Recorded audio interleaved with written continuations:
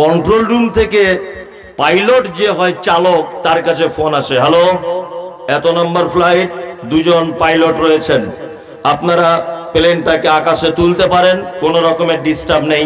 Engineer মারফত ট্রেনের ইঞ্জিনগুলো সব চেক করে নেওয়া হয়েছে, যান্ত্রিক কোনো ত্রুটি নেই।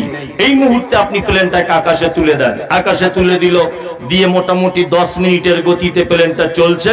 ধরে নেন 500 কিলোমিটার রাস্তা গেছে, এরপরে ফাঁকা আসমান থেকে প্লেনটা ভেঙে পড়ে গেল। বলুন তো ঘটনা ঘটে কি ঘটে না? ঘটে, ঘটে। আল্লাহ বলছে কুলিকাল ইনসানু যায়ফা, তোমরা বড় দুর্বল, খুব দুর্বল।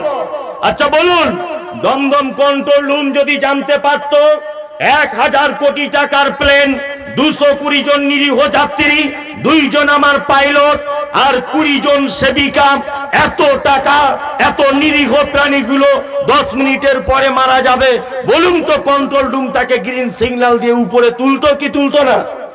তুলতো? তুলতো না।